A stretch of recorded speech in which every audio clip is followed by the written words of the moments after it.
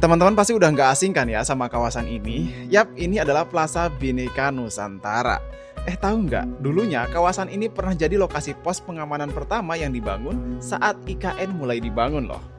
Masih sama saya Dian Rana di sini. Assalamualaikum warahmatullahi wabarakatuh. Salam sejahtera dan salam budaya untuk kita semua. Hari ini teman-teman semua, tanggal 10 Februari tahun 2026, saya Dian Rana hadir lagi dari Ibu Kota Nusantara, Ibu Kota kebanggaan kita semua. Nah, hari ini saya akan ngajak teman-teman semua untuk melihat ke kawasan Masjid Nusantara yang sebentar lagi akan ramai ya, karena bentar lagi kita akan memasuki bulan suci Ramadan. Dan nanti kita akan coba melihat ke area mana tadi? Ya, Plaza Nusantara yang tadi saya lihat kan ya, bagaimana kawasan itu dulunya dibangun ya, pos pengamanan pertama pada saat IKN ini mulai dibangun.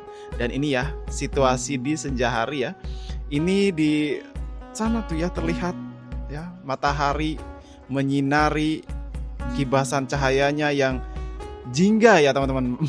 Kemarin saya selalu ngomong orange, ternyata ada yang koreksi, terima kasih koreksinya. Dan ini ya kita lihat ya, warna jingga di sana terlihat cantik sekali menyinari Masjid Nusantara dan juga Basilika Nusantara. Oh ya, tapi sebelum lanjut saya akan bacain pantun dulu ya. Jalan-jalan ke pasar pagi, jangan lupa singgah ke Nusantara. Bahas IKN ingat Pak Jokowi, dan jangan lupa juga ada Dian Rana. Pantunnya mungkin buat teman-teman semua ya sering dengar, atau mungkin ada pantun yang pernah saya bacain ya. Memang pantunnya ini ya saya ulang-ulang juga, ada beberapa bait ya yang saya ulang-ulang memang biar teman-teman mengingat gitu. Ini pantun Dian Rana. Nah, ini dia teman-teman semua untuk kawasan Basilika Nusantara ya, dan juga Masjid Nusantara, yang mana kawasan ini nanti kan sekitar tanggal 17 kan akan mulai ini ya, mulai penentuan ya kapan puasa dimulai kan. Dan kemungkinan ya di tanggal-tanggal 18, nah kawasan ini akan diramaikan ya dengan kegiatan ibadah ya bulan suci Ramadan. Karena nantinya di sini itu teman-teman yang saya dapat informasi ya, di Masjid Nusantara kan selain digunakan perdana ya teman-teman semua, ini juga nanti dijadikan tempat ibadah selama bulan suci Ramadan full di kawasan ini. Dan bisa jadi ya di Idul Fitri ya, sholat idnya akan di sini loh teman-teman semua. Jadi masjid ini teman-teman ya, ini mulai dijadwalkan beroperasi pada Ramadan 1447 Hijriah atau 2026 Masehi, lengkap dengan kegiatan ibadah, kultum, pengajian hingga bazar dan takjil. Tuh ya, ini saya dapat info dari berita Kompas. Jadi nanti itu akan ada kultum, pengajian hingga bazar dan takjil teman-teman di kawasan ini. Wah ya. Jadi di bulan suci Ramadan kita akan melihat bagaimana Masjid Nusantara aktif ya, perdana digunakan. Jadi buat teman-teman semua yang mungkin dekat dengan Nusantara atau mungkin berada saat bulan puasa suci Ramadan, coba deh ya beribadah di kawasan ini. Nikmati ya suasana Masjid Nusantara perdana digunakan selama bulan suci Ramadan. Wah, ini dia pantauan kita di kawasan Masjid Nusantara. Oh ya, ini saya coba bacain rangkuman berita ya yang saya rangkum dari Kompas teman-teman semua. Jadi, Otorita Ibu Kota Nusantara atau IKN memastikan kesiapan pelayanan dasar untuk mendukung perpindahan aparatur sipil negara atau ASN beserta keluarga ke IKN. Menurut Troy Pantau, staf khusus bidang komunikasi publik Otorita IKN, layanan dasar menjadi kunci agar ASN dapat pindah dan bekerja dengan tenang. Jadi pelayanan dasar itu ada pelayanan kesehatan teman-teman. Di kawasan inti pusat pemerintahan atau KIPP telah tersedia 4 rumah sakit ya. 3 di antaranya sudah beroperasi, Hermina Nusantara, Mayapada Nusantara, dan RSUP Kemenkes Nusantara. Nah, itu sudah beroperasi teman-teman. Rasio tempat tidur sudah mencapai 2/3 per 1000 penduduk, melebihi standar nasional. Program pencegahan penyakit termasuk demam berdarah dijalani melalui pengendalian lingkungan dan edukasi masyarakat. Dan juga ada program cek kesehatan gratis atau CGG 2 kali setahun membantu ASN memantau kondisi kesehatan sejak dini teman-teman. Gitu ya, itu rangkuman tentang pelayanan kesehatan. Jadi ada pelayanan dasar itu kan ada pelayanan kesehatan. Terus juga ini selanjutnya ada pelayanan pendidikan teman-teman. Sekolah terpadu dari PAUD hingga SMA akan beroperasi pada tahun ajaran baru untuk mendukung perpindahan ASN, TNI, Polri, dan masyarakat. Nah itu ya, jadi ada pelayanan kesehatan, pelayanan pendidikan itu juga sudah tersedia. Ini ya, kita sudah melihat di area Basilika ya. Ini area Basilika, kondisi di sore hari di kawasan area Basilika yang berdekatan dengan Masjid Nusantara. Kita lanjutkan ya, membaca rangkuman berita. Beberapa sekolah internasional seperti Nusantara Intercultural School, Australian Independent School Nusantara, Sekolah Islam Al-Azhar, dan Sekolah Bina Bangsa Nusantara telah melakukan groundbreaking. 43 sekolah existing di wilayah KIPP mendapat pendampingan mutu. Tuh ya, jadi ada 43 sekolah existing di wilayah KIPP mendapat pendampingan mutu.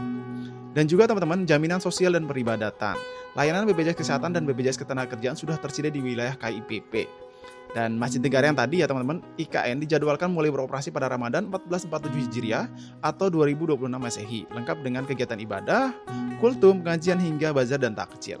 Layanan ibadah untuk umat Kristiani juga telah dikoordinasikan teman-teman. Dengan kesiapan ini teman-teman, otorita IKN optimis ASN dapat pindah dengan nyaman, aman, dan percaya diri menyongsong pusat pemerintah baru di Indonesia. Gitu ya teman-teman, itu rangkuman berita terbaru untuk Ibu Kota Nusantara dari Kompas. Dan ini saya lanjutkan lagi ya teman-teman semua ke kawasan Bundaran ya, untuk melihat bagaimana suasana di sore hari di kawasan Bundaran Sumbu Barat. Dan ini pantauan kita ya, yang mana kalau saya ingat ke beberapa tahun belakang itu saya terharu dan merinding teman-teman. Ternyata bisa berubah secantik ini di kawasan ini. Yang dulunya ya, kalau teman-teman mungkin ngikutin saya, dulunya kawasan ini tuh jurang ya, di Bundaran itu jurang. Terus jalan negara ini yang di bawah ini ya, yang ada nih, ada kendaraan lewat-lewat. Ini bukan di sini.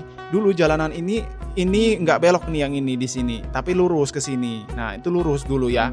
Nah, akhirnya belok karena digeser untuk bundaran gitu ya. Dan waktu itu di sini lereng gitu loh teman-teman. Sekarang wah, cantik ya dengan adanya air mancurnya ya di kawasan Bundaran Sumbu Barat. Apalagi kalau teman-teman semua ya, saat ini kan memang untuk masuk ke kawasan 1A, ini kan 1A ya, 1A di dekat istana ini 1A, itu sekarang sudah bisa melalui Jalan Sumbu Barat maupun Jalan Sumbu Timur. Dan kemungkinan nanti itu jalannya itu ya ini ya, bukan yang nasional, kemungkinan nggak akan ditutup mungkin ya, karena di situ ada pusat budaya kan, kebudayaan kan, pusat budaya nanti di situ dibangun. Nah, kemungkinan di jalan raya itu akan dialihkan ke sini nih, ke depan kantor otorita IKN ini, lewatnya sini gitu, jalan nasionalnya itu. Dan ini ya pantauan kita di kawasan Plaza Bhinneka 0 Nusantara yang depannya kantor otorita IKN atau Balai Kota Nusantara. Dan seperti yang kita tahu, di Balai Kota Nusantara juga sedang dibangun lagi ya, ada 3 bangunan lagi kan yang lagi dibangun di kantor otorita IKN. Dan ini dia teman-teman semua untuk pantauan kita di kawasan Plaza Bhinneka Tunggal Ika, yang mana saya bilang tadi ya, di kawasan ini dulu pernah dibangun pos pengamanan pertama pada saat Nusantara ini mulai dibangun. Lokasinya itu tepat di sini nih, saya tunjukkan. Nah, di sini. Nah, ini di sini. Jadi dulu tuh ada ya pos pengamanan yang dibangun ya. Sekarang kayaknya nampaknya berubah menjadi ini ya, berubah menjadi mall nantinya kan di kawasan ini kan, mall ya kan. Nanti kan mall sepanjang Jalan Sumbu Barat ini akan ada mall kan nantinya. Dan ini ya pantauan kita di kawasan Plaza Bhinneka Nusantara ya, Taman Kusuma Bangsa, Jalan Sumbu Timur teman-teman ya, Jalan Sumbu Timur.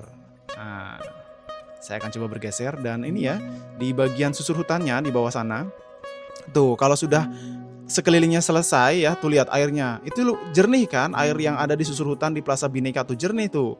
Nah, seperti itu kita bisa bayangin gitu teman-teman, embung-embung yang di sekitar kawasan ini ya pembangunan. Kalau pembangunan sudah selesai ya ini contohnya ya, air yang ada di, atau embung yang ada di ini susur hutan Plaza Bhinneka jernih kan, terlihat kan. Nah, jadi yang nanti di kayak embung MBH, embung JKW, terus embung apalagi kan banyak tuh, ada sekitar yang sudah terbangun kan 30 lebih kan. Apalagi Bapak Presiden minta ditambah lagi kan embungnya. Nah, itu nanti ya kalau sudah selesai pembangunannya, perlahan itu akan jernih gitu. Saya percaya gitu ya, kalau semua teknologi itu mampu menjernihkan kawasan atau air-air yang ada di embung. Apalagi kalau pembangunannya udah selesai, ya kan? Dan ini dia teman-teman semua pantauan kita untuk di kawasan ini ya, Plaza Bhinneka titik nol Nusantara. Jadi buat teman-teman semua yang baru bergabung, jangan lupa untuk tekan tombol subscribe. Mohon maaf ya jika ada salah kata. Mohon maklum juga kalau ada informasi yang mungkin ya kurang lengkap, silahkan dilengkapin di kolom komentar. Dan jangan lupa, jangan ragu untuk menekan tombol like-nya ya. Oh ya teman-teman semua, buat teman-teman yang belum follow IG saya yang ini dianrana.id, bantu ya dicari di IG-nya, biar follow-nya nambah nih ya. Udah lama banget nih follow IG saya nggak nambah-nambah. Oke teman-teman semua, demikian untuk video hari ini. Terima kasih buat teman-teman semua yang sudah menyaksikan. Mohon maaf sekali lagi dan sampai jumpa di kabar selanjutnya. Ini saya coba mundurin untuk melihat bagaimana situasi ya kantor otorita IKN Balai Kota Nusantara ya.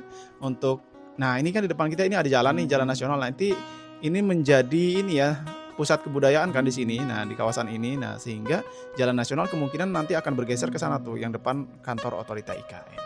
Oke teman-teman semua, demikian ya. Wassalamualaikum warahmatullahi wabarakatuh.